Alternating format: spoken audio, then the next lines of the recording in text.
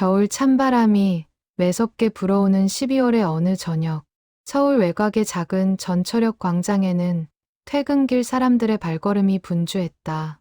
어둠이 내려앉은 광장 한쪽 구석, 낡은 골판지, 박스를 깔고 앉아있는 한 남자의 모습이 있었다.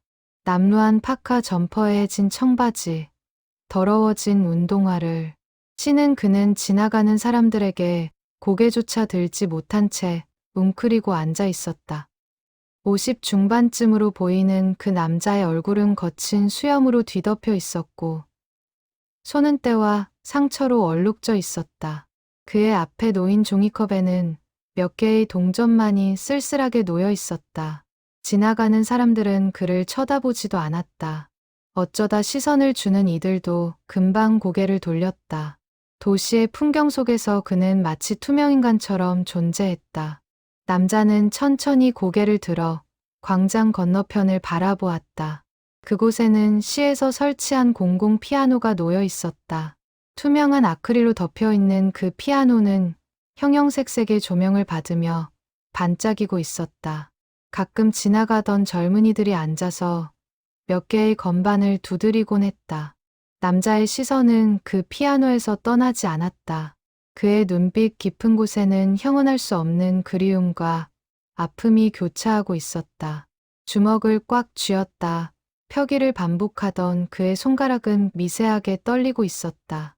마치 무언가를 연주하듯 공중에서 움직이던 그의 손가락은 이내 멈췄다. 그는 다시 고개를 떨어뜨렸다.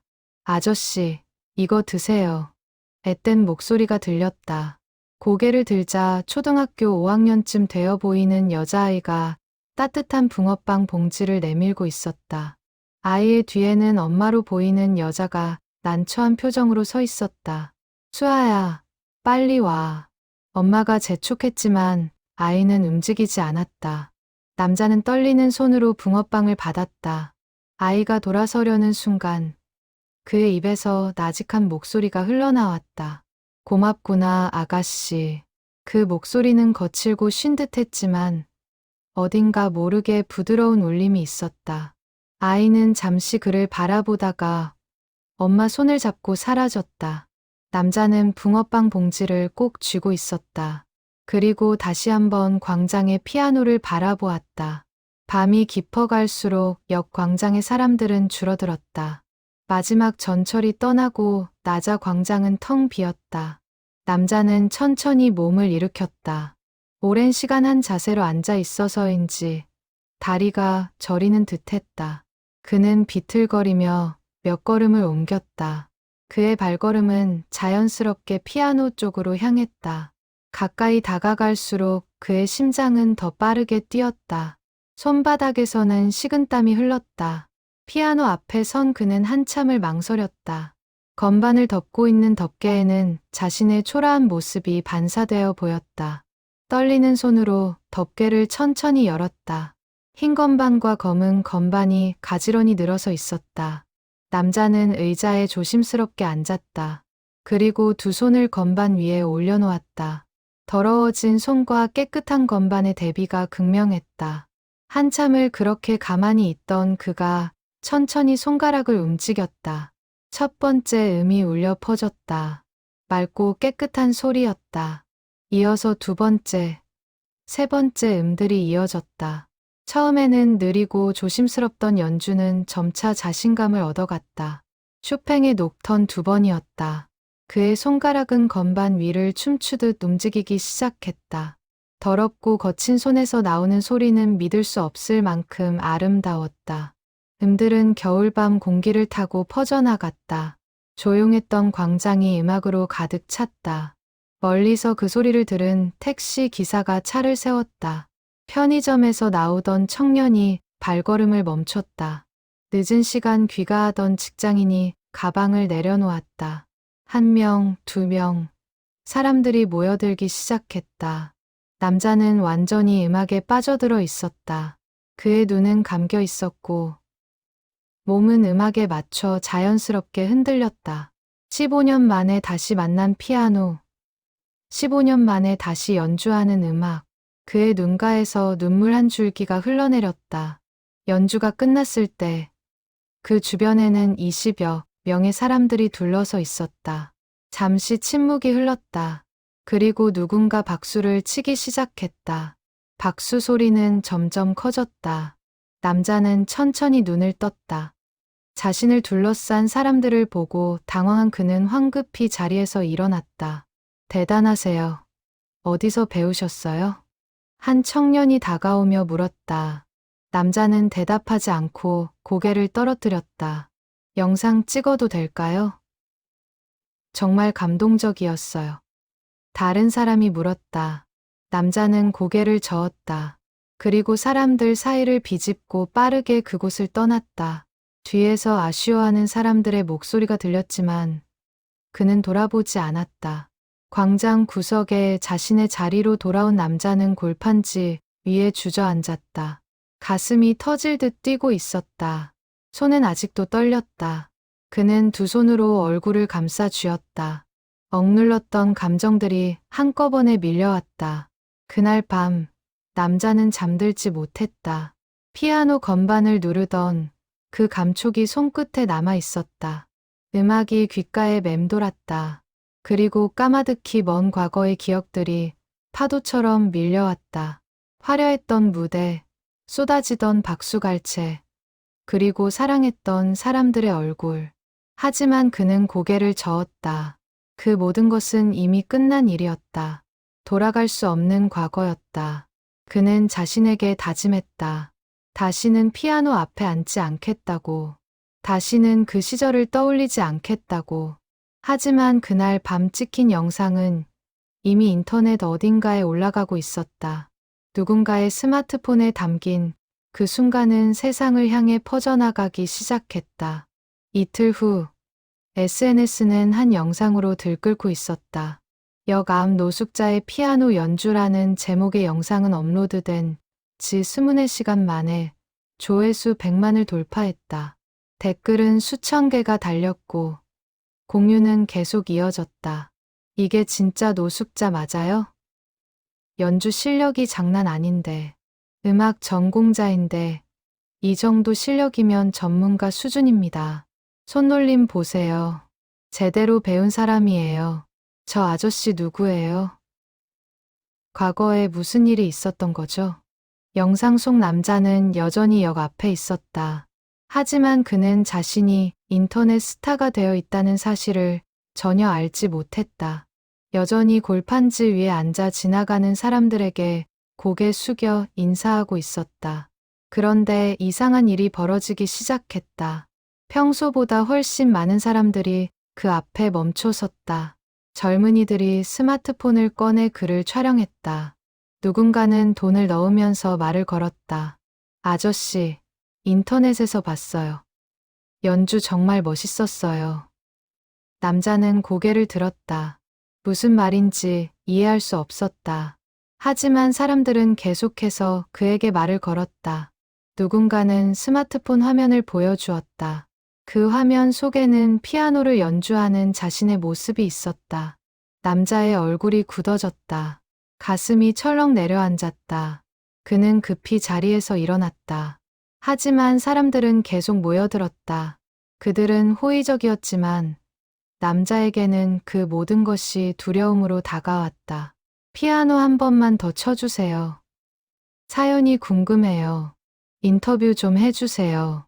어떻게 그렇게 잘 치세요? 질문들이 쏟아졌다. 남자는 아무 대답도 하지 못한 채 뒤로 물러섰다. 그리고 돌아서서 빠르게 그곳을 벗어났다. 사람들은 그를 쫓았지만 골목 어디론가 사라진 그를 찾을 수 없었다. 한편 시내 한 카페에서는 한 젊은 PD가 노트북 화면을 뚫어지게 보고 있었다. 그녀의 이름은 한지우, 30대 초반의 방송 작가 겸 독립 다큐멘터리 제작자였다. 그녀는 그 바이럴 영상을 이미 수십 번 돌려보았다. 이건 정말 뭔가 있어. 지우는 혼잣말을 했다. 그녀의 직감이 말하고 있었다. 저 남자에게는 분명 이야기가 있다고. 그리고 그 이야기는 사람들의 마음을 움직일 만한 것이라고. 그녀는 곧바로 행동에 나섰다. 다음 날부터 지우는 그 역 앞에서 남자를 기다렸다. 하루, 이틀이 지났지만 남자는 나타나지 않았다. 그녀는 주변 상인들에게 물어보았다. 편의점 주인은 그를 본 적이 있다고 했다. 가끔 빵 하나 사가시더라고요. 말수가 거의 없으세요. 근데 요즘은 안 보이네요. 지우는 포기하지 않았다. 일주일을 기다렸다. 그러던 어느 새벽, 동이 트기 전 어둠 속에서 익숙한 실루엣이 나타났다. 남자였다. 그는 조심스럽게 주변을 살피며 자신의 자리로 갔다. 사람들이 없는 시간을 골라온 것이었다. 지우는 천천히 다가갔다. 남자는 그녀를 보고 경계하는 눈빛을 보였다. 안녕하세요. 저는 방송 작가 한지우라고 합니다. 남자는 대답하지 않았다. 지우는 한 발짝 더 다가가 그의 옆에 쪼그리고 앉았다. 제 명함이에요. 저는 다큐멘터리를 만들어요. 사람들의 진짜 이야기를요. 남자는 명함을 받지 않았다. 지우는 명함을 그의 앞에 놓았다. 선생님의 이야기를 듣고 싶어요. 왜 여기 계시는지, 피아노는 어떻게 배우신 건지, 당신의 연주를 본 사람들이 모두 감동했어요. 가세요. 처음으로 남자가 입을 열었다. 목소리는 쉬고 거칠었지만 단호했다. 저한테는 할 이야기가 없습니다. 그냥 내버려 두세요. 하지만 제발 좀 내버려 두세요. 남자의 목소리가 높아졌다. 그의 눈빛에는 절박함이 담겨 있었다. 지우는 더 이상 말을 잇지 못했다. 남자는 자리에서 일어나 다시 어둠 속으로 사라졌다. 지우는 그 자리에 한참을 앉아 있었다. 그녀는 알 수 있었다. 저 남자가 숨기고 있는 것은 단순한 불운이나 실패가 아니라는 것을, 그 눈빛 깊은 곳에는 형언할 수 없는 아픔이 있다는 것을. 그날 이후로도 지우는 계속 그 역을 찾았다. 남자는 나타나지 않았다. 하지만 포기할 수 없었다. 그녀는 다른 방법을 찾기 시작했다. 그 영상을 찬찬히 분석했다. 연주곡, 손놀림, 자세, 모든 것에서 단서를 찾으려 했다. 쇼팽 녹턴, 정통 클래식 교육을 받은 거야. 그것도 꽤 오래. 지우는 여러 음악 관계자들에게 영상을 보냈다. 그리고 한 국립예술대학 피아노과 교수에게서 연락을 받았다. 그는 지우에게 놀라운 이야기를 들려주었다. 이 연주, 제 기억이 맞다면 이 스타일을 가진 연주자가 있었어요. 한 15년 전쯤? 정말 촉망받던 피아니스트였죠. 누구죠? 이름이 강민호. 그때는 정말 천재라고 불렸어요. 그런데 갑자기 무대에서 사라졌죠. 무슨 일이 있었는지는 아무도 몰라요. 강민호. 지우는 그 이름을 수첩에 적었다. 그리고 인터넷 검색을 시작했다. 15년 전 기사들이 나왔다. 신문 문화면을 장식했던 젊은 피아니스트의 사진이 있었다. 환하게 웃고 있는 그 청년의 모습에서 지금의 노숙자, 남자의 흔적을 찾기는 어려웠다. 하지만 눈빛은 같았다. 사진 속 청년의 눈빛과 여감 남자의 눈빛이 묘하게 닮아 있었다. 지우의 심장이 빠르게 뛰기 시작했다. 그녀는 더 많은 자료를 찾았다. 기사들을 읽어 내려가던 지우는 한 기사에서 멈췄다. 15년 전 강민호 피아니스트가 대형 교통사고를 당했다는 짧은 기사였다. 그 이후로 그에 대한 기사는 없었다. 마치 세상에서 증발한 것처럼. 교통사고, 그게 시작이었구나. 지우는 더 깊이 파고들었다. 당시 사고 기록, 병원 기록까지 추적했다. 그리고 놀라운 사실을 알게 되었다. 그 사고에서 강민호만 살아남았다는 것을, 그의 아내와 어린 딸이 그 사고로 세상을 떠났다는 것을. 모든 퍼즐이 맞춰지기 시작했다. 천재 피아니스트가 하루아침에 모든 것을 잃었다. 가족을, 음악을, 미래를. 그리고 15년 동안 세상으로부터 자신을 숨겼다. 역 앞 노숙자로 살아가면서 지우의 눈가가 뜨거워졌다. 그녀는 결심했다. 이 이야기를 세상에 알리겠다고. 하지만 그 전에 먼저 해야 할 일이 있었다. 강민호를 찾아내서 그에게 다시 한번 기회를 주는 것. 그날 밤, 지우는 한 통의 영상 편지를 만들었다. 그리고 그것을 SNS에 올렸다. 제목은 이랬다. 역 앞 피아니스트에게 당신의 음악은 아직 끝나지 않았습니다. 15년 전의 봄, 서울 시내 한 콘서트홀은 설렘으로 가득했다. 만석을 기록한 객석에는 클래식 음악을 사랑하는 사람들이 빼곡히 앉아 있었다. 무대 위에는 검은 그랜드 피아노가 조명을 받으며 빛나고 있었다. 백스테이지에서 강민호는 심호흡을 하고 있었다. 30살의 젊은 피아니스트였던 그는 이미 국내외에서 인정받는 연주자였다. 하지만 무대에 오르기 전의 긴장은 여전했다. 아니, 오히려 경력이 쌓일수록 책임감이 더 무거워졌다. 오빠, 떨려. 뒤에서 다정한 목소리가 들렸다. 그의 아내 수진이었다. 그녀 역시 음악을 전공했고 지금은 음악 치료사로 일하고 있었다. 그녀의 손을 잡은 5살 딸 예린이 환하게 웃었다. 아빠, 파이팅. 작은 주먹을 불끈 쥔 예린을 보며 민호는 미소 지었다. 긴장이 풀렸다. 그는 딸을 안아 올렸다. 예린이가 응원해주니까 아빠 힘이 나네. 나중에 케이크 먹으러 가자. 약속. 예린이 새끼손가락을 내밀었다. 민호는 자신의 새끼손가락을 걸었다. 수진이 그런 두 사람을 바라보며 행복한 미소를 지었다.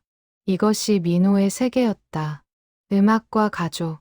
그것이 그의 전부였고 그는 완벽하게 행복했다.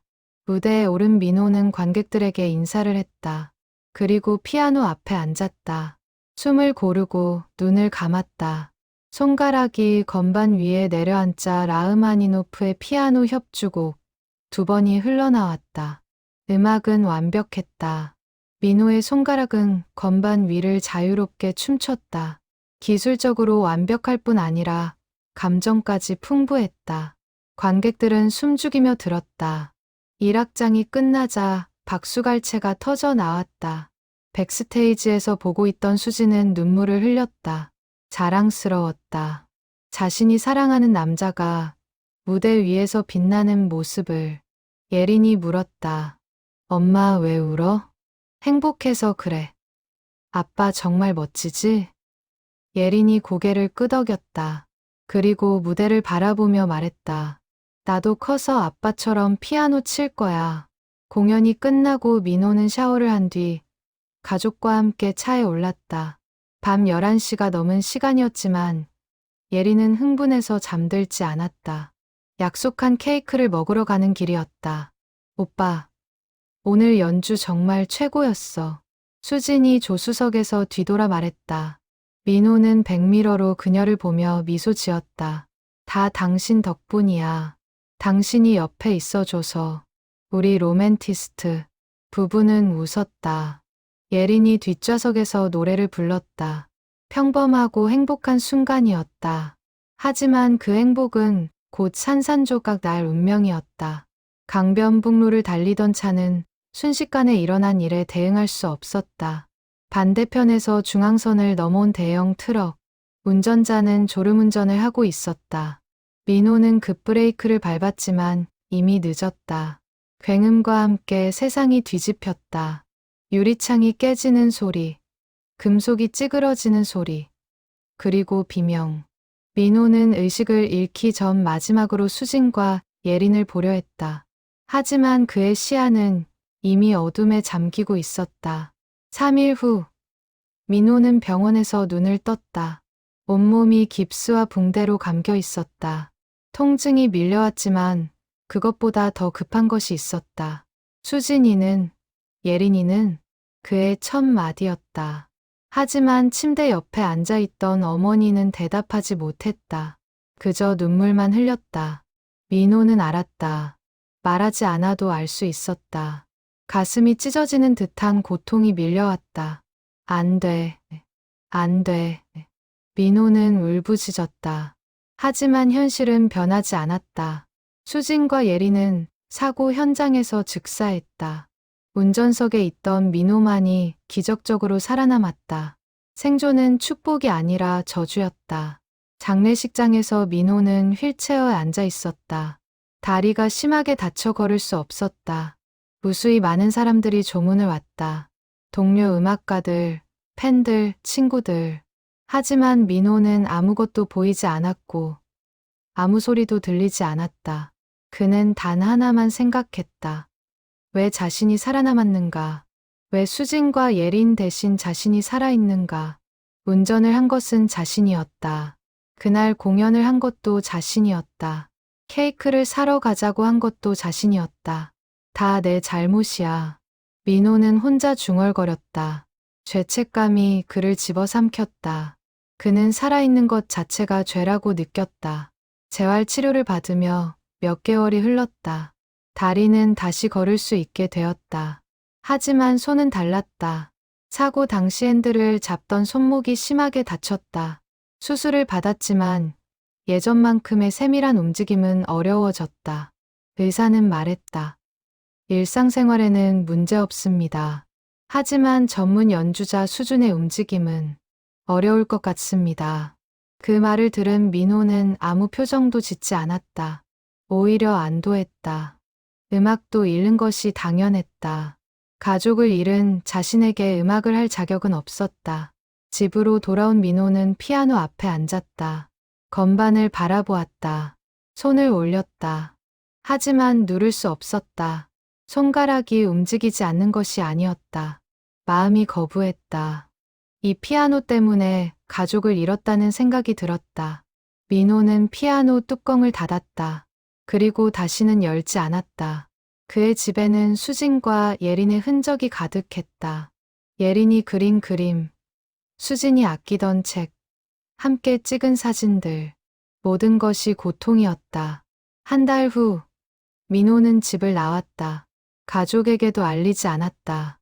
그는 세상에서 사라지고 싶었다.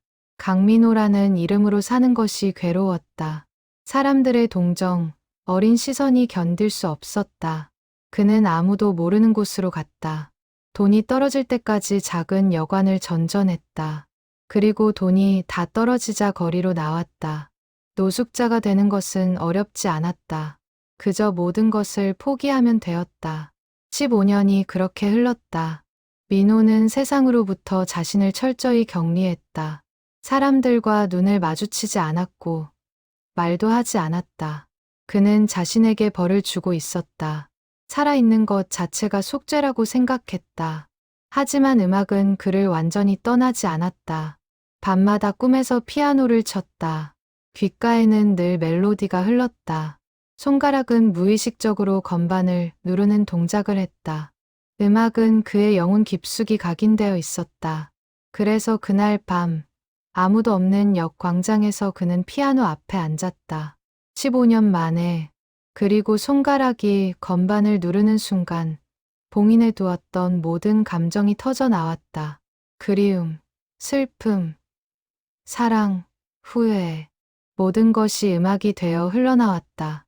그 연주를 들은 사람들이 감동한 이유가 바로 그것이었다. 기술이 아니라 영혼이 담긴 연주였기 때문이다.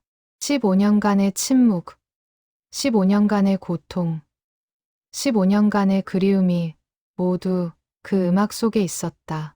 한지우가 올린 영상 편지는 빠르게 확산되었다.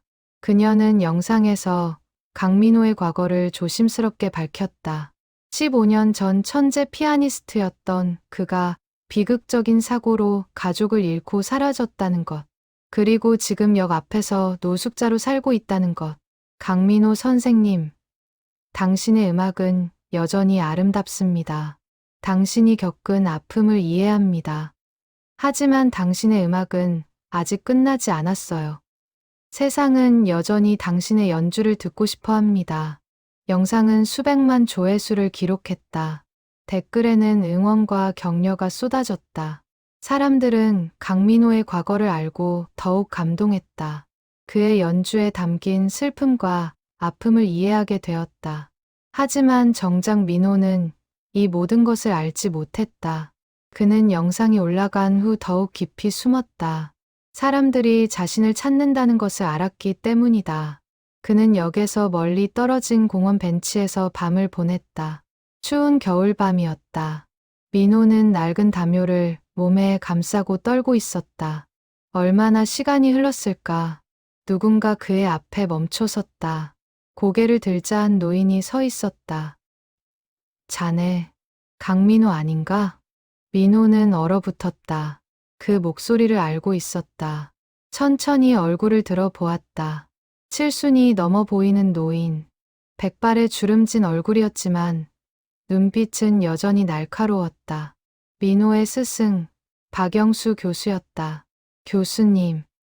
민호의 입에서 나직한 목소리가 새어나왔다. 박 교수는 천천히 민호 옆에 앉았다. 한참을 말없이 앉아있던 박 교수가 입을 열었다. 15년을 찾았네. 자네가 어디 있는지, 살아있기는 한지. 저는, 민호는 말을 잇지 못했다. 박 교수는 그의 어깨에 손을 올렸다. 영상을 봤네. 자네의 연주를. 여전히 아름답더군. 아니, 15년 전보다 더 깊이가 있었어. 저는 더 이상 피아니스트가 아닙니다. 자네는 살아있네. 그것만으로 충분해. 박 교수의 말에 민호의 눈에서 눈물이 흘렀다. 그는 고개를 떨어뜨렸다. 저는 자격이 없습니다. 가족을 지키지 못한 제가 어떻게 다시 음악을 할 수 있겠습니까? 수진이와 예린이는 자네가 음악을 포기하길 원했을까? 박 교수의 질문에 민호는 대답하지 못했다. 박 교수는 계속 말했다. 자네 아내도 음악을 사랑했지. 딸아이도 피아니스트가 되고 싶어 했고, 그 아이들이 가장 원했던 것은 자네가 행복한 거였을 거야. 자네가 음악을 계속하는 것이었을 거고. 민호는 흐느꼈다. 15년간 억눌렀던 감정이 터져 나왔다. 그리워요. 너무 그리워요. 매일 밤 꿈에 나와요. 예린이가 제 손을 잡고 피아노 앞에 앉아요. 수진이가 옆에서 웃으며 보고 있어요. 그런데 깨면 아무것도 없어요. 그 그리움을 음악으로 표현하게. 그것이 자네가 할 수 있는 가장 아름다운 추모일 거야. 박 교수는 주머니에서 명함을 꺼냈다. 이리 오게. 자네를 위한 무대를 준비하고 있네. 거창한 것은 아니야. 작은 리사이틀이지. 하지만 자네의 음악을 그리워하는 사람들이 있어. 민호는 명함을 받았다. 손이 떨렸다. 저는 할 수 있을지 모르겠습니다. 할 수 있네. 역 광장에서 했잖아. 이번에는 제대로 된 무대에서 하는 거야. 박 교수는 일어서며 마지막으로 말했다. 자네에게는 여전히 재능이 있어. 그리고 이제는 그때보다 더 깊은 것도 있지. 고통을 겪은 사람만이 낼 수 있는 소리. 그것을 사람들과 나누게. 박 교수가 떠난 후 민호는 한참을 명함을 들여다보았다. 그리고 천천히 일어섰다. 처음으로 자신의 미래를 생각했다. 다시 무대에 선다는 것. 15년 만에 강민호로 돌아간다는 것. 두려웠다.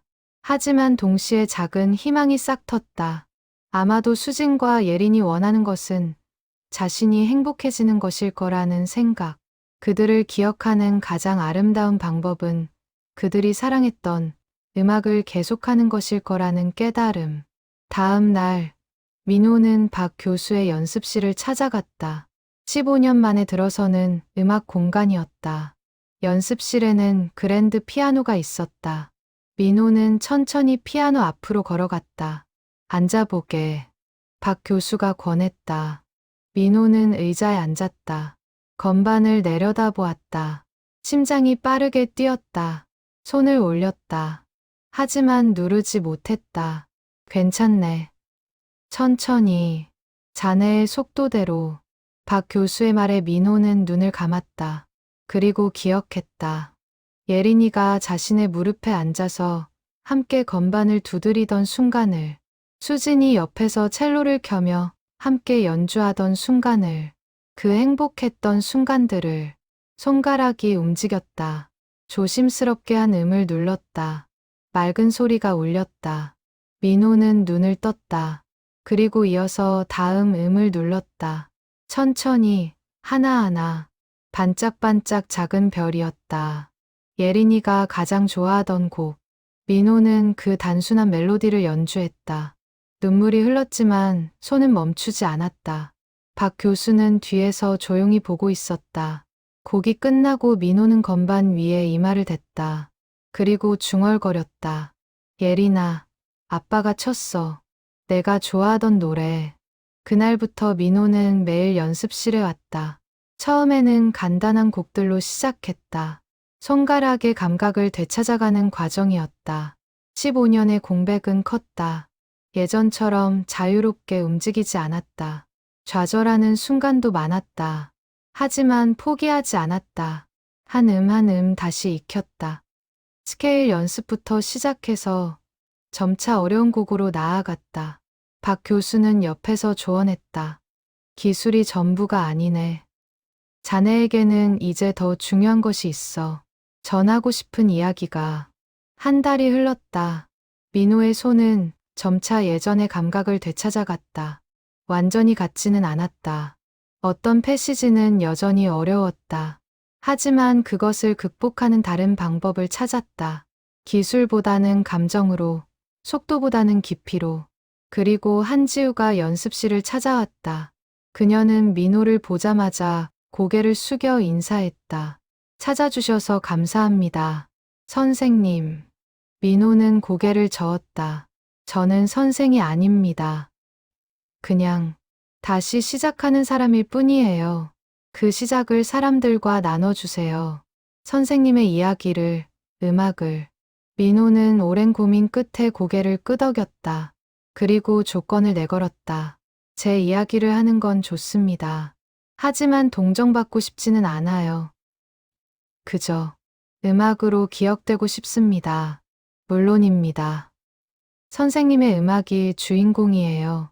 지우는 다큐멘터리 촬영을 시작했다. 민호의 연습 과정, 박 교수와의 대화, 그리고 그의 진솔한 이야기. 모든 것이 카메라에 담겼다. 인터뷰에서 민호는 처음으로 15년간의 이야기를 꺼냈다. 저는 도망쳤습니다. 고통에서, 기억에서, 저 자신으로부터. 하지만 깨달았어요. 도망칠 수 없다는 것을. 수진이와 예린이는 항상 제 안에 있고, 음악도 마찬가지라는 것을. 그의 눈빛은 더 이상 공허하지 않았다. 슬픔은 여전했지만 그 안에 작은 빛이 있었다. 리사이틀까지 2달이 남았다. 민호는 매일 8시간 이상 연습했다. 박 교수는 그를 말렸다. 무리하지 마라. 자네 몸 상태를 생각해야지. 괜찮습니다. 이 정도는 예전에도 했으니까요. 예전이 언제인데 15년 전이잖나. 하지만 민호는 멈출 수 없었다. 완벽해지고 싶었다.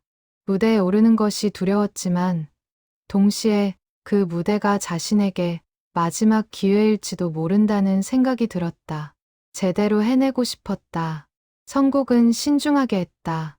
라흐마니노프는 제외했다. 15년 전 마지막 공연에서 연주했던 곡이기 때문이다. 대신 쇼팽을 선택했다. 녹턴 모음과 발라드 한 번. 그리고 마지막 곡으로는 슈베르트의 즉흥곡을 선택했다. 왜 슈베르트인가? 박 교수가 물었다. 민호는 잠시 생각하다 대답했다. 슈베르트도 짧은 삶을 살았잖아요. 31세에 죽었죠. 하지만 그가 남긴 음악은 영원합니다. 저는 수진이와 예린이가 비록 짧은 시간을 살았지만 제 안에서 영원히 살아있다는 것을 표현하고 싶어요. 박 교수는 고개를 끄덕였다. 민호의 선택은 옳았다. 한편 민호의 복귀 소식은 음악계에 빠르게 퍼졌다. 언론은 이를 대대적으로 보도했다. 15년 만의 기적, 노숙자에서 무대로, 천재 피아니스트의 귀환 등 자극적인 제목들이 쏟아졌다. 하지만 민호는 언론을 피했다. 인터뷰 요청을 모두 거절했다. 오직 한지우의 다큐멘터리만 허락했다. 그는 조용히 준비하고 싶었다. 티켓 판매가 시작되자 30분 만에 매진되었다. 500석 규모의 작은 홀이었지만 수요는 그보다 훨씬 많았다. 사람들은 민호의 연주를 듣고 싶어 했다. 호기심 반, 응원 반이었다. 연습실에서 민호는 혼자만의 시간을 가졌다. 건반 앞에 앉아 눈을 감고 생각했다. 이 무대는 누구를 위한 것인가? 관객들을 위한 것인가? 자신을 위한 것인가? 아니었다. 이 무대는 수진과 예린을 위한 것이었다. 그들에게 들려주지 못한 음악을 15년이 지나서야 선사하는 것이었다. 그렇게 생각하자 마음이 정리되었다. 어느 날 저녁 연습을 마치고 나오는 민호에게 한 사람이 다가왔다. 40 중반의 여자였다. 민호는 그녀를 알아보았다. 수진의 언니 혜진이었다. 오빠. 혜진의 목소리는 떨렸다. 민호는 그 자리에 얼어붙었다. 15년 만에 만나는 가족이었다. 아니, 처남댁이었다가 이제는 남이 된 사람. 미안합니다. 민호가 먼저 말했다. 혜진은 고개를 저었다. 아니에요. 오빠가 미안할 것 없어요. 오빠도 피해자예요. 저는 그동안 어떻게 살았는지 알아요. 영상 봤어요. 오빠가 얼마나 힘들었을지. 혜진의 눈에서 눈물이 흘렀다. 민호도 눈물을 참을 수 없었다. 수진이가, 예린이가 너무 보고 싶어요. 저도요. 매일 보고 싶어요.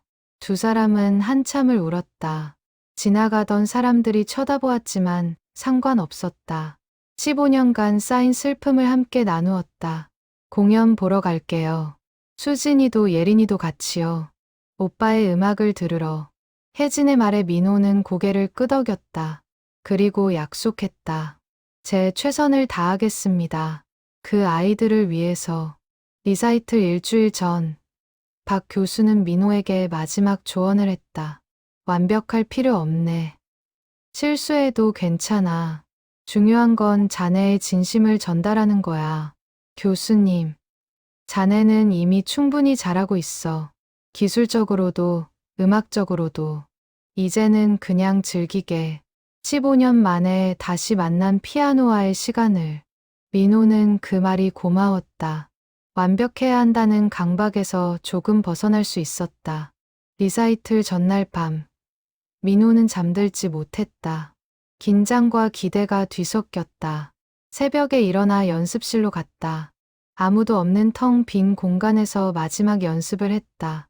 연주하면서 민호는 수진과 예린을 떠올렸다. 두 사람이 객석에 앉아서 자신을 바라보는 모습을, 예린이 작은 손뼉을 치며 좋아하는 모습을, 수진이 눈물을 흘리며 미소 짓는 모습을. 수진아, 예린아, 보고 있니? 민호는 혼잣말을 했다. 그리고 대답이 들리는 것 같았다. 아빠, 멋있어. 오빠, 사랑해. 민호는 미소 지었다. 눈물이 흘렀지만 행복한 눈물이었다. 그는 이제 알았다. 그들은 결코 떠난 것이 아니었다. 항상 자신의 곁에 있었다. 음악 안에서, 기억 안에서, 사랑 안에서.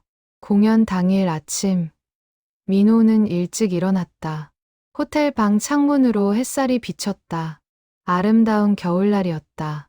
그는 샤워를 하고 정장을 입었다. 15년 만에 입는 무대 의상이었다. 거울 앞에 선 민호는 자신을 바라보았다. 15년 전의 청년은 사라지고 중년의 남자가 있었다. 주름이 늘었고 머리에는 백발이 섞였다. 하지만 눈빛은 달랐다. 예전의 자신감은 없었지만 대신 깊이가 있었다. 할 수 있어. 민호는 자신에게 말했다. 그리고 호텔을 나섰다. 공연장에 도착하자 이미 사람들이 줄을 서 있었다. 민호는 뒷문으로 들어갔다. 백스테이지에는 박 교수와 한지우가 기다리고 있었다.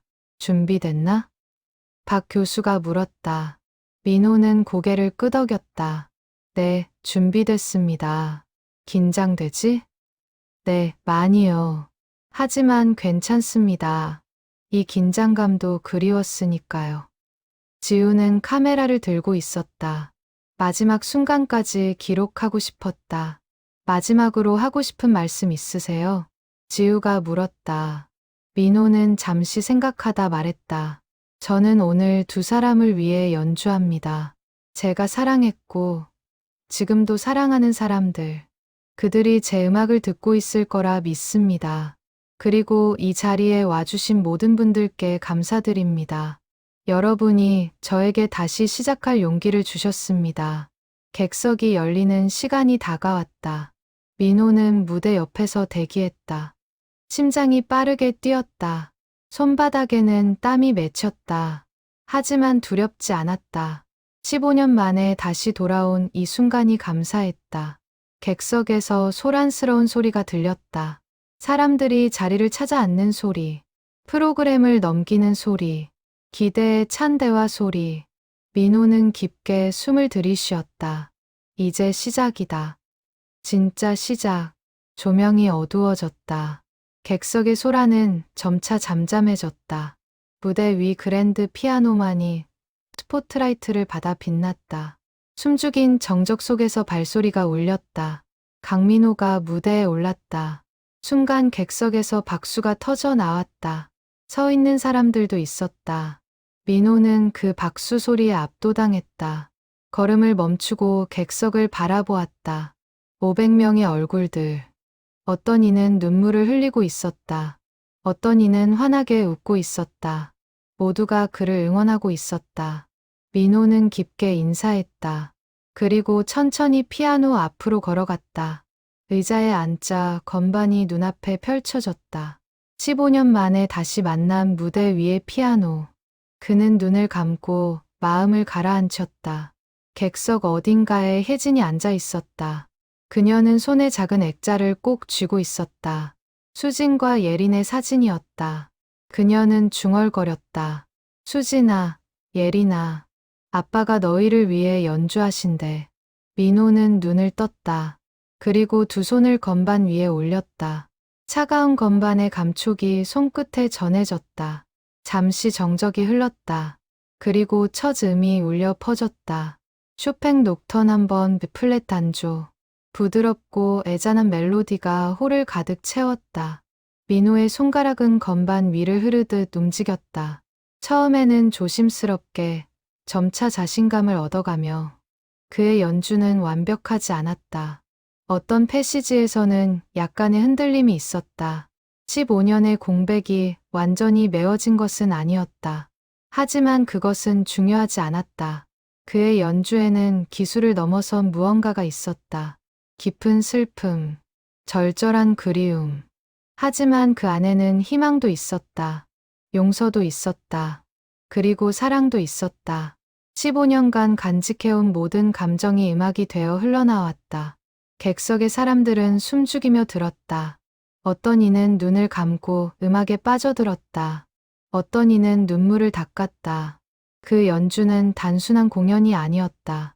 한 인간의 영혼이 토해내는 이야기였다. 첫 곡이 끝나자 잠시 침묵이 흘렀다. 그리고 박수가 터져 나왔다. 민호는 고개를 숙여 인사했다. 그리고 다음 곡으로 넘어갔다. 녹턴 2번, 3번이 이어졌다. 각각의 곡마다 다른 이야기가 담겨 있었다. 행복했던 시절의 기억, 사랑하는 사람들과의 순간, 그리고 이별의 아픔. 민호는 자신의 모든 것을 음악에 담았다. 쉬는 시간 없이 쇼팽 발라드 한 번으로 이어졌다. 이 곡은 기술적으로 더 어려웠다. 격정적인 부분에서는 강한 터치가 필요했고, 서정적인 부분에서는 섬세한 컨트롤이 필요했다. 민호의 손가락은 건반 위를 질주했다. 때로는 부드럽게, 때로는 강렬하게. 그의 몸은 음악에 맞춰 움직였다. 완전히 음악과 하나가 되어 있었다. 관객들은 그 순간을 함께 호흡했다. 클라이맥스에 다다랐을 때 민호는 자신이 무대 위에 홀로 있는 것이 아니라는 느낌을 받았다. 옆에 누군가 앉아 있는 것 같았다. 돌아볼 수는 없었지만 알 수 있었다. 수진이었다. 그녀가 옆에서 함께 연주하고 있었다. 잘하고 있어, 오빠. 그녀의 목소리가 들리는 것 같았다. 민호는 미소 지었다. 그리고 더욱 열정적으로 연주했다. 발라드가 폭풍처럼 휘몰아쳤다. 그리고 마지막 음과 함께 고요가 찾아왔다. 박수갈채가 홀을 뒤흔들었다. 사람들이 일어섰다. 스탠딩 오베이션이었다. 민호는 땀을 닦으며 인사했다. 가슴이 벅차올랐다. 하지만 아직 끝이 아니었다. 마지막 곡이 남아 있었다. 민호는 잠시 숨을 고르고 다시 건반 앞으로 향했다. 그리고 슈베르트 즉흥곡 업 90No 3을 시작했다. 이 곡은 달랐다. 앞의 곡들보다 밝았다. 희망이 있었다.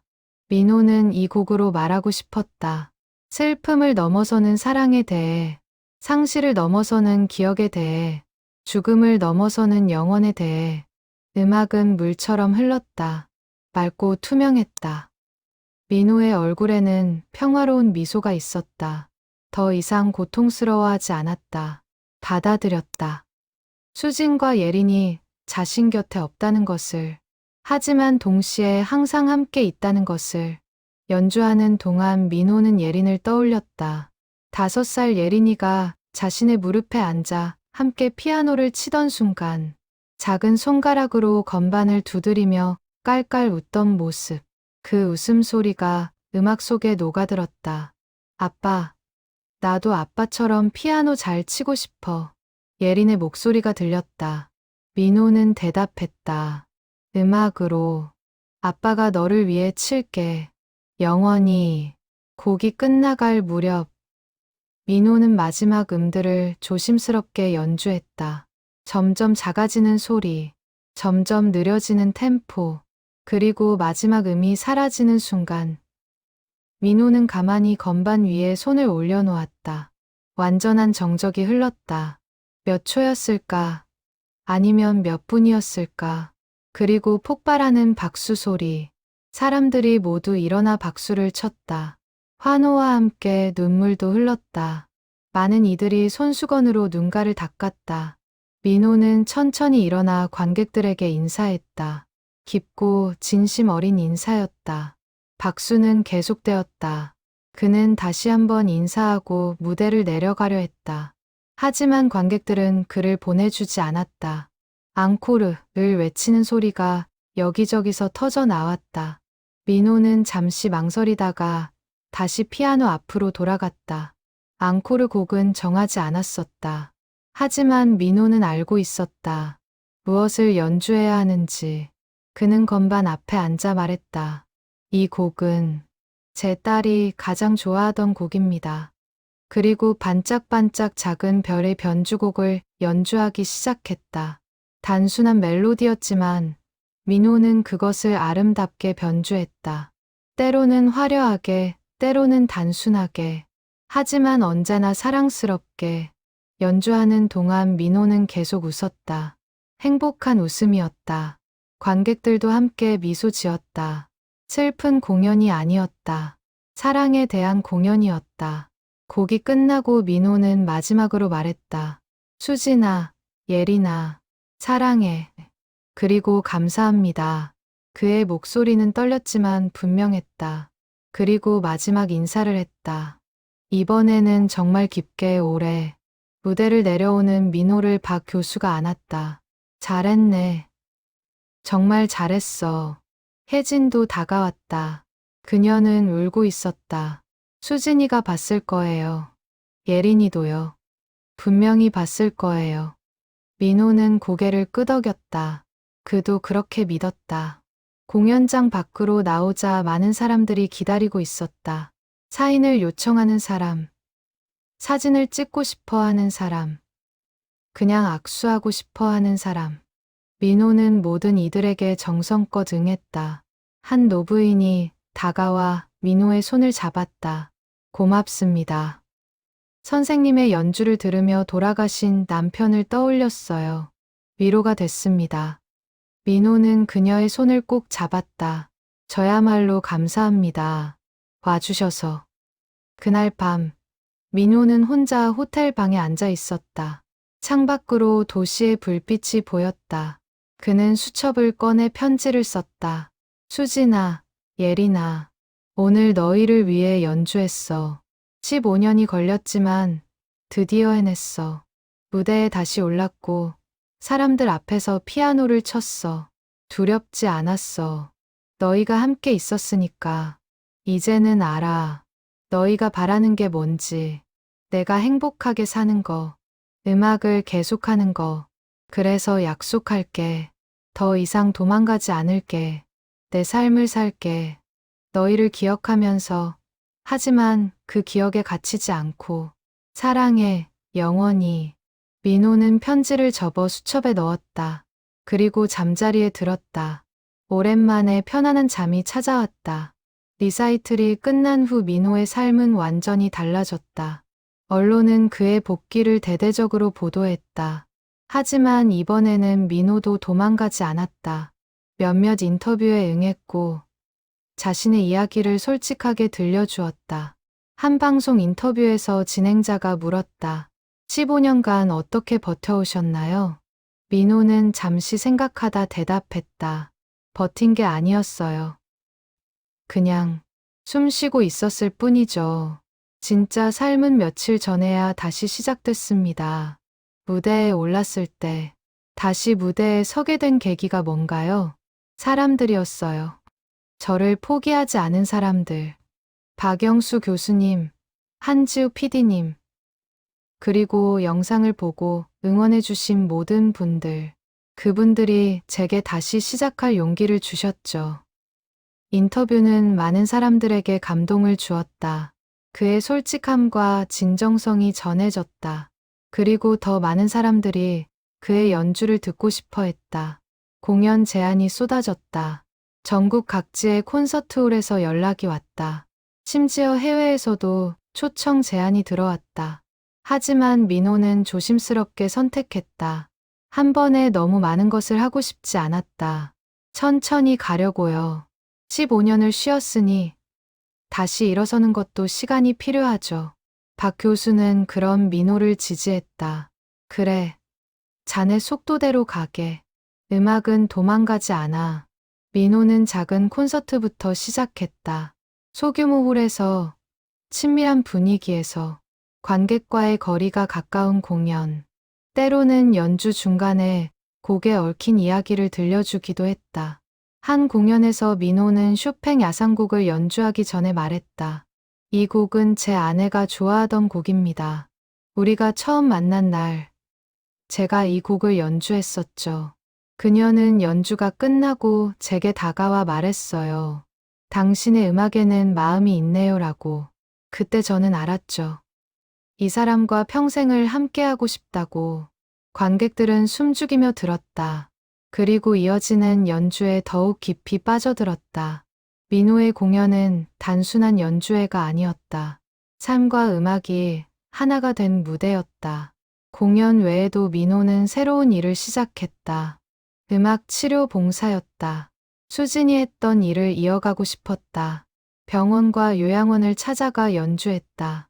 아픈 사람들, 외로운 노인들에게 음악을 선물했다. 한 요양원에서 만난 할머니는 민호의 연주를 듣고 눈물을 흘렸다. 고맙습니다. 오랜만에 음악을 들으니 젊은 시절이 생각나네요. 민호는 할머니의 손을 잡았다. 어떤 곡을 좋아하세요? 신청곡 받습니다. 할머니는 수줍게 웃으며 말했다. 옛날 가요 아시나요? 당신은 모르실 거야 같은 거요. 민호는 고개를 끄덕이고 피아노 앞에 앉았다. 그리고 그 노래를 피아노로 편곡해 연주했다. 할머니는 따라 부르며 웃었다. 그 모습을 보며 민호도 행복했다. 몇 달이 흘렀다. 어느 날 민호는 박 교수에게서 연락을 받았다. 민호야, 제안이 하나 있네. 음악대학에서 강의를 해보지 않겠나? 강의요? 저는 교수가 될 만한 자격. 자네만큼 학생들에게 가르쳐 줄 것이 많은 사람이 어디 있나. 기술뿐 아니라 음악의 의미, 삶과 음악의 관계를 말이야. 민호는 고민 끝에 승낙했다. 그리고 새 학기부터 주 1회 특강을 맡게 되었다. 강의 제목은 음악과 삶이었다. 첫 강의 날, 강의실에는 50여 명의 학생들이 앉아 있었다. 민호는 떨렸다. 연주보다 더 긴장됐다. 하지만 시작하자 자연스러워졌다. 여러분, 저는 강민호입니다. 여러분 대부분은 제가 15년간 무엇을 했는지 아실 겁니다. 네, 저는 노숙자였어요. 음악을 버렸고, 세상을 버렸고, 저 자신을 버렸죠. 학생들은 숨죽이며 들었다. 하지만 음악이 저를 버리지 않았습니다. 15년 동안 제 안에서 살아 있었어요. 그리고 결국 저를 다시 일으켜 세웠죠. 오늘부터 제가 여러분과 나누고 싶은 것은 바로 그겁니다. 음악의 힘. 음악이 우리 삶에서 가지는 의미. 강의는 큰 호응을 얻었다. 학생들은 민호의 이야기에 감동했고, 음악을 바라보는 시각이 달라졌다고 말했다. 한 학생은 강의 후 민호에게 다가왔다. 교수님, 저는 최근에 슬럼프였어요. 연습해도 실력이 늘지 않는 것 같고 음악이 재미없어졌거든요. 그런데 오늘 강의를 듣고 제가 왜 음악을 시작했는지 다시 생각하게 됐어요. 민호는 그 학생을 격려했다. 괜찮아요. 슬럼프는 누구에게나 와요. 중요한 건 그때 포기하지 않는 거죠. 음악은 기다려줍니다. 다시 사랑하게 될 때까지. 한편 한지우의 다큐멘터리 강민호 -15년의 침묵 그리고 귀환이 방영되었다. 시청률은 예상을 뛰어넘었다. 민호의 진솔한 이야기, 그의 변화 과정, 그리고 감동적인 복귀 공연까지 모든 것이 사람들의 마음을 울렸다. 다큐멘터리 방영 후 민호는 더욱 유명해졌다. 하지만 그는 변하지 않았다. 여전히 겸손했고 여전히 조심스러웠다. 명예나 돈보다 중요한 것은 음악 그 자체였다.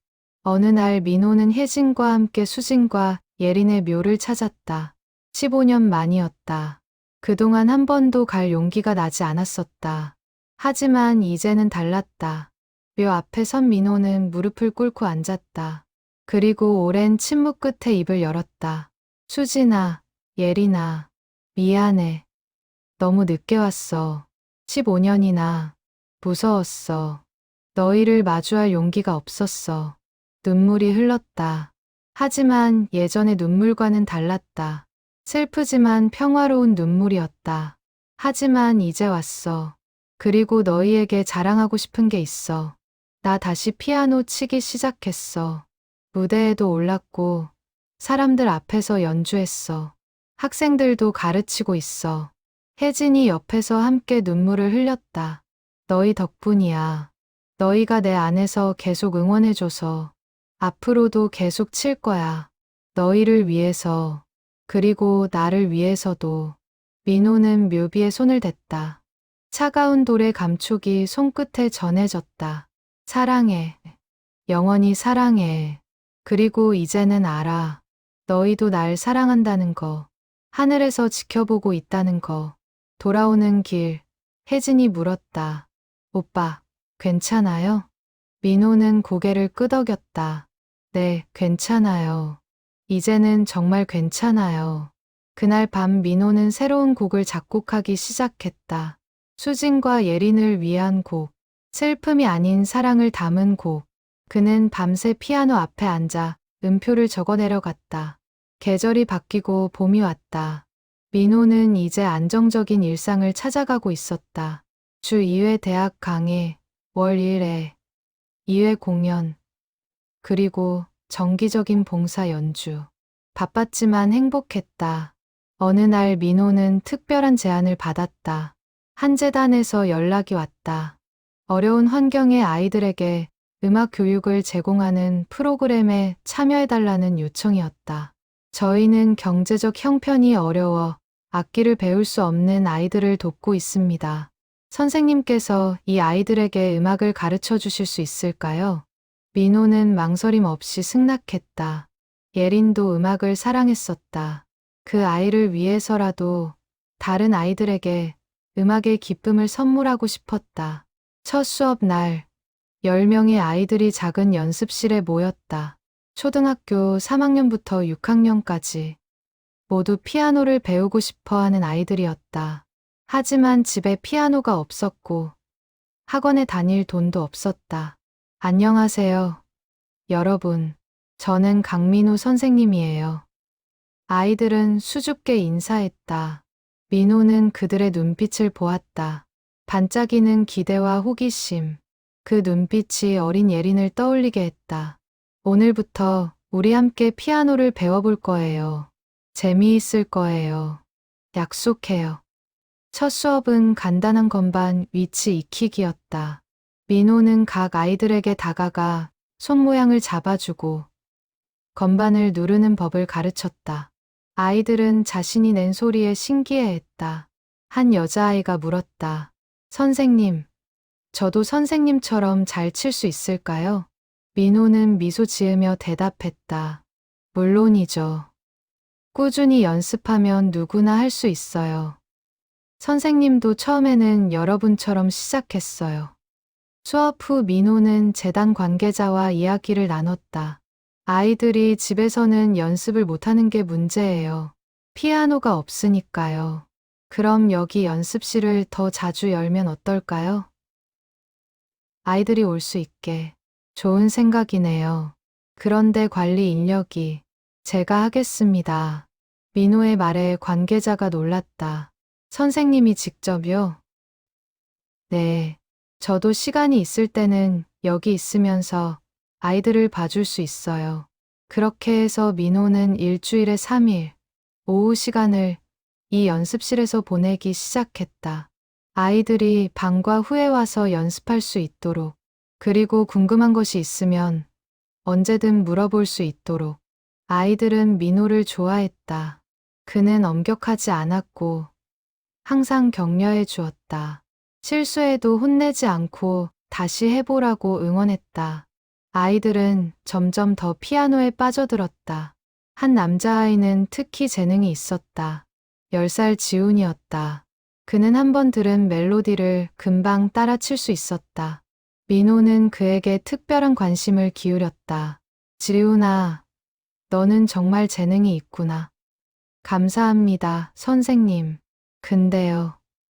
왜, 뭔가 걱정이 있니? 저희 엄마가 피아노 배우는 거 별로 안 좋아하세요. 돈 안 되는 일이라고. 민호는 이해했다. 가난한 집에서는 생존이 우선이었다. 예술은 사치처럼 여겨졌다. 선생님이 엄마를 만나볼까? 며칠 후 민호는 지훈의 어머니를 만났다. 40대 초반으로 보이는 그녀는 피곤한 표정이었다. 선생님, 저희 지훈이가 폐를 끼치는 건 아닌가요? 아니에요. 지훈이는 정말 재능이 있어요. 계속 배우면 음악으로 좋은 길을 갈 수 있을 거예요. 그래도 음악은 돈이 많이 들잖아요. 저희는. 민호는 그녀의 손을 잡았다. 걱정하지 마세요.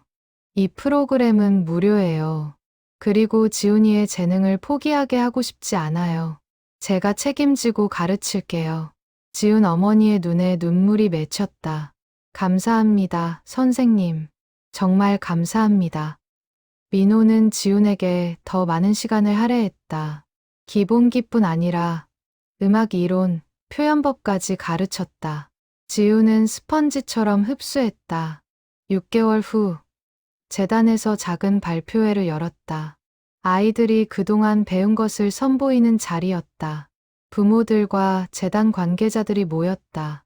아이들은 긴장한 모습이었다. 민호는 그들을 격려했다. 여러분, 긴장하지 마세요. 실수해도 괜찮아요. 중요한 건 즐기는 거예요. 한 명씩 무대에 올라 연주했다. 떨리는 손으로, 때로는 실수하면서도 아이들은 최선을 다했다. 부모들은 자랑스러운 표정으로 지켜보았다. 마지막으로 지훈이 올랐다. 그는 바흐의 미뉴에트 지장조를 연주했다.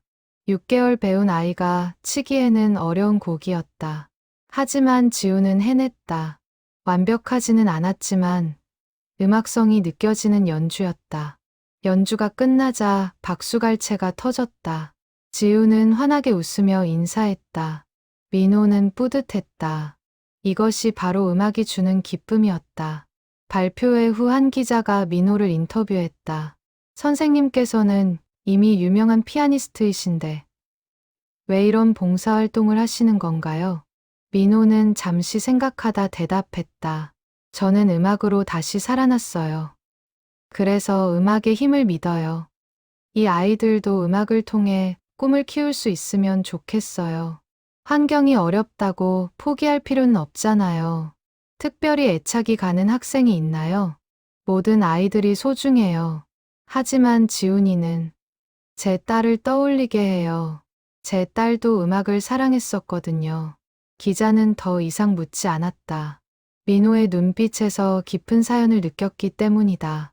그날 밤 민호는 일기를 썼다. 예린아, 오늘 너와 비슷한 아이들을 가르쳤어. 지훈이라는 아이는 내가 좋아하던 곡을 연주했어. 그 모습을 보니 내가 생각났어. 너도 저렇게 컸을까? 아빠는 이제 알아. 내가 바라는 게 뭔지. 음악을 통해 다른 아이들에게 기쁨을 주는 거. 내가 받지 못한 기회를 다른 아이들에게 주는 거. 아빠가 계속할게. 너를 기억하면서. 계절이 바뀌어 여름이 왔다. 민호는 야외 공연을 기획했다. 공원에서 무료 공연을 하기로 한 것이다. 누구나 와서 들을 수 있는 공연. 음악은 모두의 것이에요. 돈이 있는 사람만 들을 수 있는 게 아니라 누구나 즐길 수 있어야 해요. 민호의 취지에 많은 음악가들이 동참했다. 박 교수도 함께 연주하기로 했다. 그리고 민호의 제자들, 동료 피아니스트들도 참여했다. 공연 당일 공원에는 수백 명의 사람들이 모였다. 돗자리를 깔고 앉은 가족들, 벤치에 앉은 노인들, 서서 듣는 젊은이들, 모두가 음악을 기다렸다. 민호가 무대에 올랐다. 야외 무대였지만 큰 스피커로 소리가 잘 전달되었다. 안녕하세요, 여러분. 오늘 이렇게 함께 음악을 나눌 수 있어서 기쁩니다. 음악에는 국경도, 계급도, 나이도 없어요. 우리 모두가 함께 즐길 수 있는 거죠. 그리고 연주를 시작했다. 쇼팽, 드뷔시, 라벨, 클래식 명곡들이 여름 저녁 공기를 타고 퍼졌다.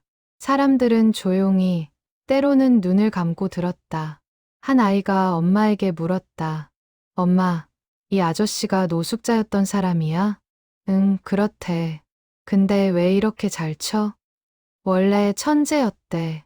그런데 슬픈 일이 있어서 지금은 행복해 보여. 엄마는 고개를 끄덕였다.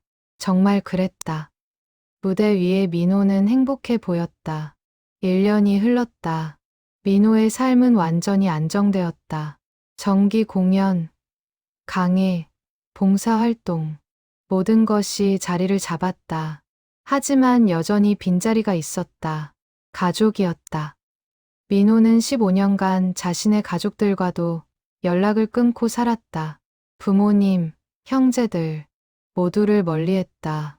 그들을 대면하는 것이 괴로웠기 때문이다. 그들의 걱정 어린 눈빛을, 동정을 견딜 수 없었다. 하지만 이제는 달랐다. 민호는 준비가 되어 있었다. 그들을 만날 준비가. 민호는 먼저 어머니에게 전화를 걸었다. 15년 만이었다. 전화벨이 울렸다. 한참을 기다린 끝에 익숙한 목소리가 들렸다. 여보세요? 어머니, 저예요. 민호. 전화기 너머에서 숨 넘어가는 소리가 들렸다. 그리고 울음소리. 민호야. 민호야. 우리 아들. 어머니, 죄송해요. 그동안. 괜찮아, 괜찮아. 살아있어 줘서 고맙다. 그것만으로 충분해. 어머니의 목소리는 떨렸다. 얼마나 걱정했을까. 얼마나 기다렸을까. 민호는 눈물을 참을 수 없었다. 집에 가도 될까요? 그럼, 당연하지. 내 집인데 언제든 와. 주말에 민호는 부모님 집을 찾았다. 현관문 앞에 서자 다리가 떨렸다. 15년 만에 돌아온 집. 초인종을 눌렀다. 문이 열리고 어머니가 나타났다. 70대 중반이 된 어머니는 많이 늙어 있었다. 머리는 새하얗게 새었고 주름이 깊어졌다. 하지만 눈빛은 여전했다. 엄마. 민호가 부르자 어머니는 그를 꼭 안았다. 작아진 어머니의 품. 하지만 여전히 따뜻했다. 잘 돌아왔다, 아들아. 거실로 들어가자 아버지가 소파에 앉아 있었다. 아버지는 몇 년 전 뇌졸중을 알아 말과 행동이 불편했다. 하지만 민호를 보자 눈에 눈물이 고였다. 아버지. 민호는 아버지 앞에 무릎을 꿇고 앉았다. 아버지는 떨리는 손으로 민호의 머리를 쓰다듬었다. 말은 하지 못했지만 그 손길에 모든 것이 담겨 있었다. 저녁 식사 자리에는 형과 누나도 왔다. 오랜만에 모인 가족. 처음에는 어색했지만 곧 자연스러워졌다. 민호야, 그동안 어떻게 지냈니? 형이 물었다. 민호는 솔직하게 대답했다. 힘들었어요. 많이. 하지만 이제는 괜찮아요. 다시 음악을 하고 있고 살 이유를 찾았어요. 수진이하고 예린이 생각 많이 나지? 누나의 물음에 민호는 고개를 끄덕였다. 매일이요. 하지만 이제는 그리움이 아픔만은 아니에요. 사랑이기도 해요. 어머니가 민호의 손을 잡았다. 수진이와 예린이는 내가 행복하길 바랄 거야. 그 아이들도 이제 편히 쉬고 있을 거고. 네, 알아요. 그래서 열심히 살려고 해요. 그 아이들이 자랑스러워할 수 있게. 식사 후 민호는 자신의 옛방에 갔다. 모든 것이 그대로였다. 책상, 침대, 벽에 걸린 상장들. 어머니가 그대로 보존해 놓았다. 책상 서랍을 열자 옛날 사진들이 나왔다. 어린 시절 사진, 학창 시절 사진, 그리고 수진, 예린과 함께 찍은 사진들. 민호는 그 사진들을 하나하나 들여다보았다. 행복했던 시절의 기록들. 이제는 그 사진들을 볼 수 있었다. 아프지만 견딜 수 있었다. 아니, 아프지만 소중했다. 다음 날 민호는 수진의 부모님을 찾아갔다. 장인, 장모님과는 장례식 이후 한 번도 만나지 못했었다. 가장 두려운 만남이었다. 그들의 딸을, 손녀를 잃게 한 사람. 자신이 바로 그 사람이었으니까. 하지만 장인 어르신은 민호를 보자 눈물을 흘리며 안아주었다. 사위, 그동안 어디 있었나? 얼마나 찾았는지 아나. 죄송합니다, 아버님. 제가. 됐네. 이제 왔으니 됐어. 자네도 피해자야. 자네를 탓할 사람은 아무도 없어. 장모님도 민호의 손을 잡았다. 민호야, 수진이가 자네를 얼마나 사랑했는지 아니? 그 애는 자네가 행복하길 바랐어. 자네가 이렇게 힘들어하는 걸 원하지 않았을 거야. 하지만 제가 운전을 하지 않았다면 그건 사고였어. 자네 잘못이 아니야. 그 술 취한 트럭 기사 잘못이지. 장인 어르신의 말에 민호는 처음으로 자신을 용서할 수 있을 것 같았다. 15년간 자신을 탓했다. 하지만 정말 자신의 잘못이었을까? 그는 그저 가족과 함께 행복한 시간을 보내려 했을 뿐이었다. 수진이 방이 아직 그대로 있어. 들어가 볼래? 장모님이 물었다. 민호는 고개를 끄덕였다. 수진의 방은 그녀가 떠나던 날 그대로였다. 책상 위에는 그녀가 쓰던 일기장이 있었다. 옷장에는 그녀의 옷들이 걸려 있었다. 침대 위에는 예린이가 좋아하던 인형이 놓여 있었다. 민호는 침대에 앉아 인형을 안았다. 그리고 수진에게 말을 걸었다. 수진아, 나 이제 괜찮아. 정말 괜찮아. 너무 오래 걸렸지. 15년이나. 미안해. 하지만 이제는 다시 살 수 있을 것 같아. 너와 예린이를 기억하면서. 하지만 그 기억에 갇히지 않고. 그날 밤 장인 장모님 댁에서 저녁을 먹고 돌아오는 길. 민호는 마음이 한결 가벼워진 것을 느꼈다. 용서받았다는 느낌. 아니, 용서할 필요가 없었다는 깨달음. 며칠 후 민호는 중요한 결정을 했다. 수진과 예린을 위한 장학재단을 만들기로. 음악을 공부하고 싶지만 형편이 어려운 학생들을 돕는 재단. 수진 예린 음악 장학재단이요. 제 아내와 딸의 이름을 따서요. 박 교수에게 이야기하자 그는 적극 찬성했다. 좋은 생각이야. 자네의 연주료 일부를 기부하는 거지? 네, 그리고 모금도 하려고요. 뜻있는 분들의 도움을 받아서 재단 설립 소식이 알려지자 많은 사람들이 기부를 약속했다. 민호의 팬들, 동료 음악가들, 그리고 그의 이야기에 감동받은 일반인들까지 재단 설립 기념 공연을 열기로 했다. 수익금 전액을 재단에 기부하는 공연. 민호는 이번 공연을 특별하게 만들고 싶었다. 제자들과 함께 하고 싶어요. 지훈이 같은 아이들이 무대에 서는 거예요. 그의 제안에 모두가 동의했다. 공연 날, 큰 콘서트홀은 만석이었다.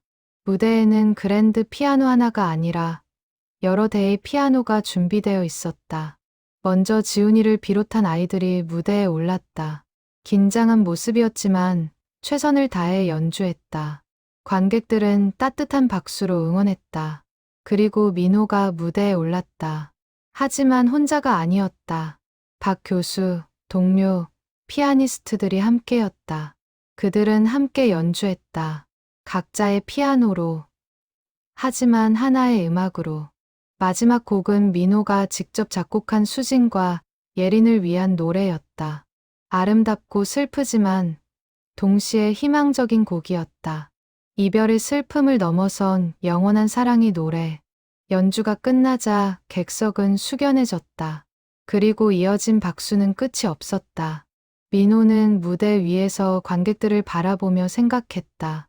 수진아, 예린아, 이게 내가 너희에게 할 수 있는 최선이야. 너희의 이름으로 다른 아이들을 돕는 거. 너희의 사랑이 계속 이어지게 하는 거. 공연이 끝나고 민호는 백스테이지에서 지훈을 만났다. 선생님, 저 떨려서 실수할 뻔했어요. 하지만 안 했잖아. 잘했어, 지훈아. 선생님, 저 나중에 선생님처럼 되고 싶어요. 많은 사람들에게 음악을 들려주는 피아니스트요. 민호는 지훈의 머리를 쓰다듬었다. 될 수 있어. 넌 재능이 있고 열심히 하잖아. 계속 그렇게 하면 돼. 그날 밤 민호는 집으로 돌아와 일기를 썼다. 오늘 드디어 재단을 만들었어. 너희의 이름으로. 많은 사람들이 도와주겠다고 했어. 너희의 사랑이 이렇게 많은 사람들에게 전해지는구나. 이제는 정말 알아. 너희가 떠난 게 아니라는 걸. 너희는 다른 형태로 계속 살아있어. 내 안에서, 음악 안에서, 그리고 이제는 많은 아이들의 꿈 안에서. 고마워. 나를 사랑해줘서. 그리고 이제는 나도 나를 사랑할 수 있을 것 같아. 너희가 사랑했던 그 사람으로 돌아갈 수 있을 것 같아. 2년이 흘렀다. 강민호는 이제 한국을 대표하는 피아니스트가 되어 있었다. 하지만 그에게 중요한 것은 명성이 아니었다. 음악을 통해 사람들과 나누는 것. 그것이 그의 삶의 목적이었다. 수진예린 음악 장학재단은 빠르게 성장했다. 첫 해에 10명의 학생을 지원했지만 2년 차에는 50명으로 늘었다. 지훈이는 이제 중학생이 되어 콩쿠르에서 입상하기도 했다. 다른 아이들도 각자의 속도로 성장하고 있었다. 민호는 여전히 일주일에 3일은 재단 연습실에서 아이들을 가르쳤다. 바쁜 일정이었지만 그 시간이 가장 행복했다. 아이들의 밝은 웃음과 열정이 그에게 힘을 주었다. 어느 날 민호는 특별한 초청을 받았다. 유럽의 유서 깊은 음악 페스티벌에서 초청 연주를 요청한 것이다. 15년 전에는 당연했을 일이지만 지금은 새로운 의미가 있었다. 교수님, 해외 공연은 처음이에요. 복귀 이후로는 박 교수는 미소 지었다. 갈 때가 됐네. 자네의 음악을 세계에 알릴 때. 민호는 고민 끝에 수락했다. 그리고 특별한 요청을 했다. 지훈이를 함께 데려가고 싶다고. 아이에게 세계를 보여주고 싶었다. 3개월 후, 민호와 지훈은 함께 비행기에 올랐다.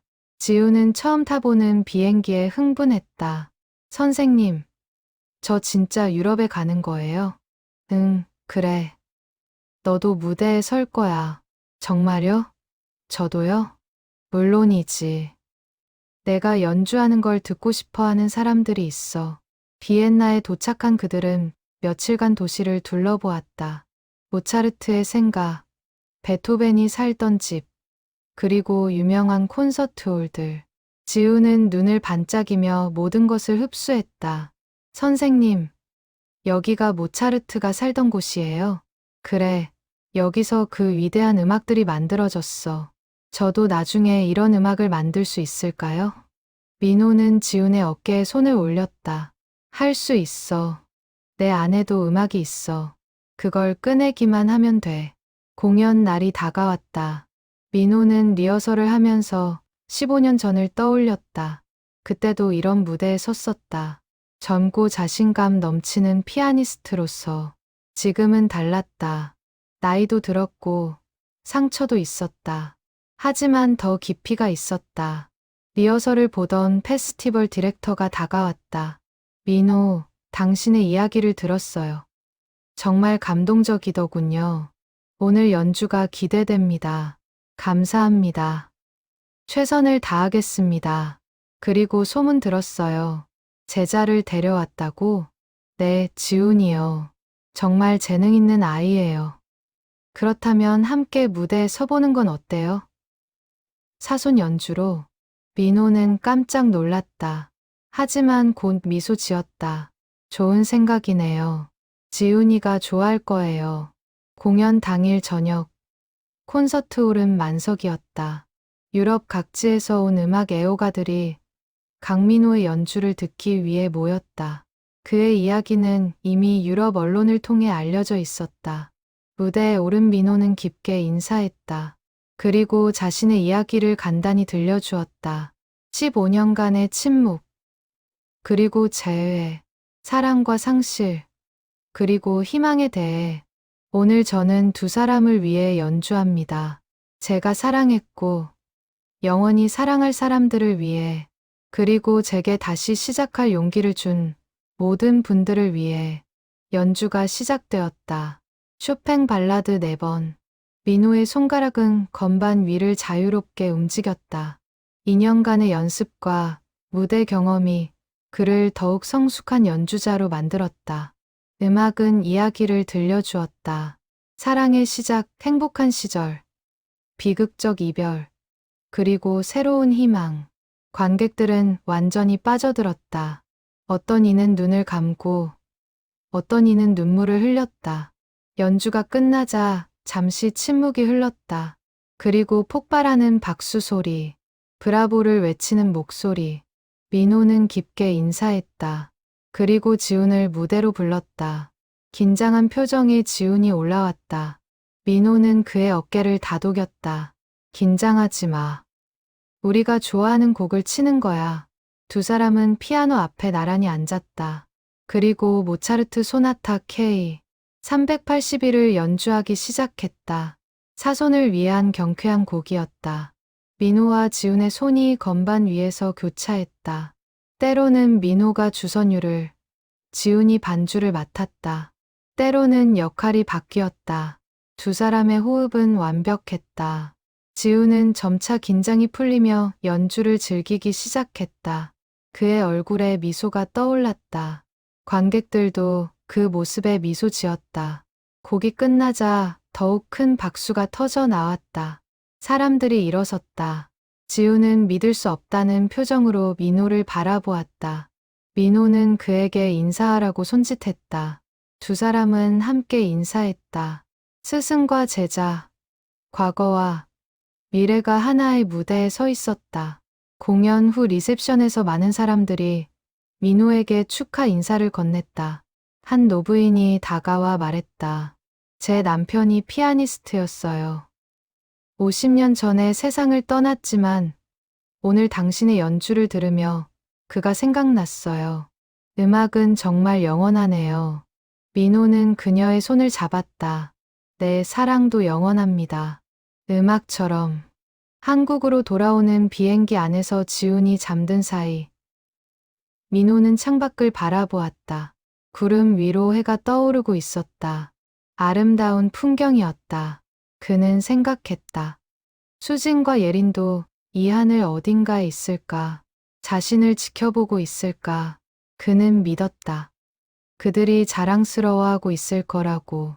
한국에 도착한 민호는 곧바로 수진과 예린의 묘를 찾았다. 그리고 그들에게 이야기를 들려주었다. 수진아, 예린아, 다녀왔어. 유럽에. 15년 만에. 그리고 지훈이를 데려갔어. 예린이가 살아있었다면 지훈이 나이쯤 됐을까? 무대에서 지훈이와 함께 연주할 때 예린이가 생각났어. 내가 나와 함께 연주하는 것 같았어. 행복했어. 정말 행복했어. 묘 앞에 앉아 한참을 있던 민호는 천천히 일어섰다. 그리고 미소 지었다. 이제는 정말 괜찮아. 너희 없이 사는 게 여전히 아프지만 견딜 수 있어. 아니, 견디는 게 아니라 살아갈 수 있어. 너희를 기억하면서 너희와 함께 다음 주 민호는 새로운 프로젝트를 시작했다. 자서전을 쓰기로 한 것이다. 제목은 15년의 침묵. 그리고 음악으로 정했다. 그의 이야기를 책으로 남기고 싶었다. 이 책이 누군가에게 도움이 됐으면 좋겠어요. 힘든 시간을 겪고 있는 사람들에게, 포기하고 싶은 사람들에게 다시 시작할 수 있다고, 희망이 있다고 말해주고 싶어요. 한지우가 그 작업을 도왔다. 그녀와 함께 민호는 자신의 지난 17년을 정리했다. 행복했던 인연, 비극적인 사고, 침묵의 15년, 그리고 재기의 인연. 글을 쓰는 과정은 쉽지 않았다. 기억하고 싶지 않은 순간들도 다시 떠올려야 했다. 하지만 필요한 일이었다. 그 고통을 마주함으로써 완전히 치유될 수 있었다. 6개월 후 책이 출간되었다. 반응은 뜨거웠다. 많은 사람들이 민호의 이야기에 공감했다. 상실을 겪은 사람들, 인생의 좌절을 경험한 사람들, 다시 시작하고 싶은 사람들. 한 독자가 편지를 보내왔다. 선생님, 저는 3년 전 아들을 잃었습니다. 그 이후로 살아가는 것이 의미 없어 보였어요. 하지만 선생님의 책을 읽고 깨달았습니다. 제 아들도 제가 행복하길 바랄 거라는 것을. 다시 시작할 용기를 얻었습니다. 감사합니다. 이런 편지들이 수백 통 왔다. 민호는 각각의 답장을 썼다. 그들의 아픔을 이해했고 응원하고 싶었다. 그리고 5년이 흘렀다. 민호는 이제 60대가 되었다. 머리는 완전히 휘어졌고 주름도 깊어졌다. 하지만 그의 음악은 여전히 아름다웠다. 아니, 나이가 들수록 더 깊어졌다. 어느 가을 저녁, 민호는 작은 공연을 열었다. 재단 설립 5주년 기념 공연이었다. 이제 재단은 200명의 학생을 지원하는 큰 조직이 되어 있었다. 무대에는 민호뿐 아니라 재단 출신의 젊은 음악가들도 함께 올랐다. 지훈이는 이제 음악대학 2학년이 되어 있었다. 그는 이제 선생님의 옆이 아니라 독립된 연주자로서 무대에 섰다. 민호는 객석에 앉아 제자들의 연주를 들었다. 지훈이의 연주, 다른 아이들의 연주, 모두 아름다웠다. 그는 뿌듯했다. 자신이 시작한 작은 씨앗이 이렇게 큰 나무로 자랐다. 마지막으로 민호가 무대에 올랐다.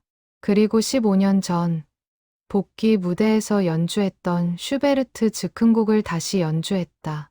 같은 곡이었지만 다른 연주였다. 5년의 세월이 더해진 연주. 연주하면서 민호는 자신의 인생을 돌아보았다.